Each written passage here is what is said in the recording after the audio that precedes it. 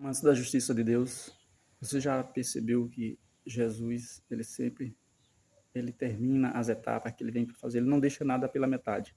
Ele faz a parte que é dele e ele instrui os seus discípulos para que eles ficassem fazendo a sua parte, né? Então, tudo que ele faz, ele termina sempre deixa tudo bem, né? A partir dali, a gente que tem que seguir para frente. Então, a etapa que ele veio para nascer e viver o sacrifício, ele falou, tá tudo consumado. E ele foi e falou, eu vos deixo a minha paz. Então ele deixou tudo que tinha para ser feito, ele fez. Então tem a parte que é dele, mas tem a parte que tem que ter a participação dos humanos, porque Deus quer a participação deles. Deus quer que a gente tenha a ação, a gente tenha a escolha. Ele deu o livre-arbítrio para que a gente escolha e não que a gente seja, que a gente adeira a esse plano de uma forma mecânica. Não, ele quer que a gente decida por a gente mesmo. Por isso que ele fez a parte dele e, deixa as instruções e, e assim vai demonstrando, né? É uma demonstração de como será o reino dos céus.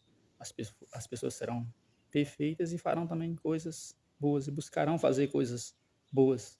Então, quem são as pessoas? São as pessoas que ele chamou de o sal da terra. Então, tem que fazer a diferença. As pessoas têm que fazer a diferença na terra desde agora, porque isso é a demonstração do reino dos céus. Ele é feito também por pessoas que aceitaram a, a forma de viver que Deus indicou, né, que Deus instruiu. Então são essas instruções, são essas palavras do Evangelho que se a gente seguir, a gente a consequência é ter bons resultados. Se o salário do pecado é a morte, se é o sofrimento, se o castigo vem como consequência de fazer coisas erradas, se a gente procurar fazer coisas boas, as consequências serão boas. E Deus, sabendo disso, ele preparou toda a estrutura de informações, de oportunidade para que a gente aderisse a esse modo de viver que ele apresenta para nós, né? Esse modo de vida, de andar no caminho estreito, de entender que nós somos dependentes dele, de tirar proveito da vida, de seguir as suas instruções para ter os bons resultados, para que a gente não sofra, pois ele não tem nenhum prazer em ver uma criatura sofrer. Mas a gente sabe também que ele disse que haverá sofrimento, né? No mundo tereis aflição, né? Tereis aflições, mas no final ele fala, mas tenha bom ânimo, porque eu venci o mundo. Então ele termina com a palavra sempre de conforto, sempre de que está tudo bem. Se a gente seguir aquela palavra, vai ficar tudo bem. Então, muitas vezes Deus permite, tinha um aleijado lá que os discípulos perguntaram, quem pecou, foi seu pai ou sua mãe para que ele nascesse assim?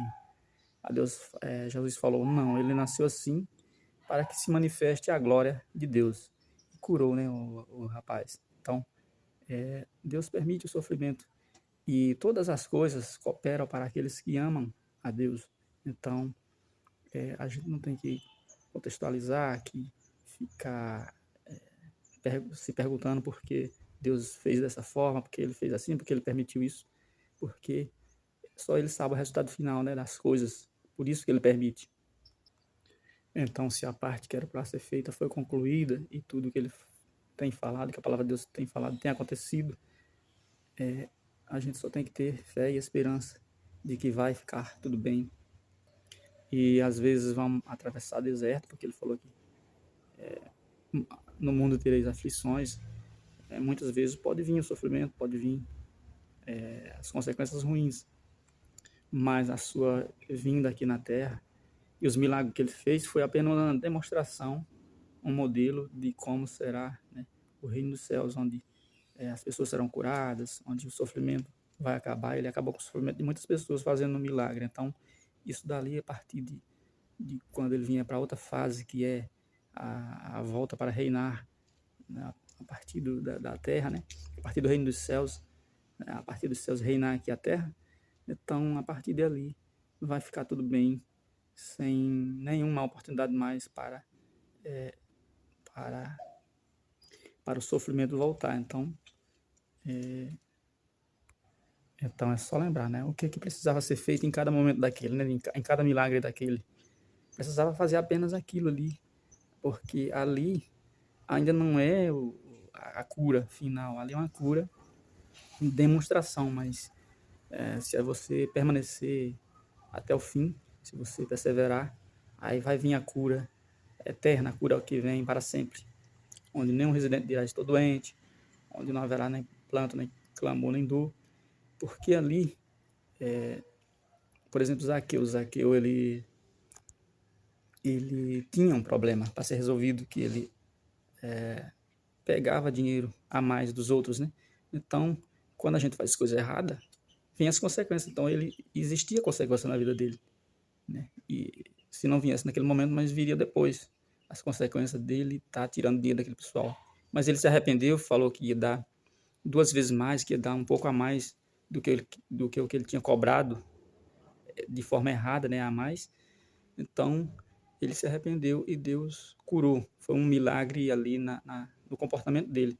Já teve outras pessoas que foi um milagre físico, foi um milagre de uma doença, da cegueira, né, de pessoas aleijadas. Foram milagres que ele falava, né? Pronto, está resolvido. Não volte a fazer mais as coisas que causaram, que te levaram a chegar nesse ponto, que elas não chegarão. E aí chegará um dia que será coberto com a glória, né? Que Deus trará sua glória, e aí ficará tudo bem para sempre. Mas ele falou que está tudo consumado, que está concluído o plano de Deus de salvação, só que ele foi para junto do Pai para preparar lugares. Por que ele ainda está preparando lugares? Porque ele foi? Porque nós seremos julgados segundo as nossas obras. É pela fé e pela graça, não é por nossas forças, mas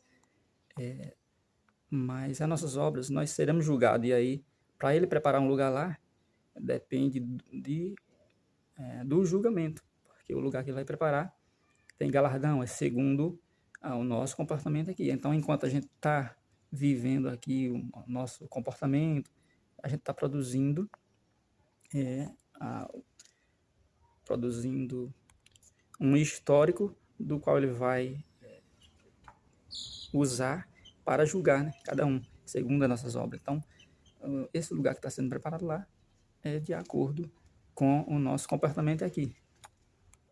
Então ele falava, tá tudo bem agora, né? A parte que era para ser concluído naquele momento ali, ficava concluído, como ele acalmou a tempestade, falou, tá tudo bem, porque precisava apenas resolver esse problema ali naquele momento. Então, o problema maior que faz parte de toda a história, de toda a humanidade, de todas as pessoas, que é o reino dos céus, vai se cumprir, né? E vai ficar tudo bem para sempre. Que é um plano que foi dividido em etapas e nós estamos fazendo parte dessa etapa aqui. Enquanto estamos aqui, nós estamos participando. Nós estamos numa guerra que nós, se a gente se a gente não se importar, a gente está nela. E se a gente se importar com ela, a gente está nela também. Então, não tem escapatória, não tem saída. A gente tem que passar por essa guerra. Essa guerra começou lá quando o inimigo de Deus plantou a semente errada lá no Jardim do Éden, falando a palavra errada, falando que Deus mentiu, quando na verdade ali ele é quem estava lançando a mentira, lançando o erro, e o casal acatou. E aí nós estamos nessa guerra até hoje, mas ele trouxe a espada, né? Ele falou, não vim trazer a paz. Jesus falou, eu vim trazer a espada, que é essa palavra com a qual nós vamos vencer essa guerra, todos juntos.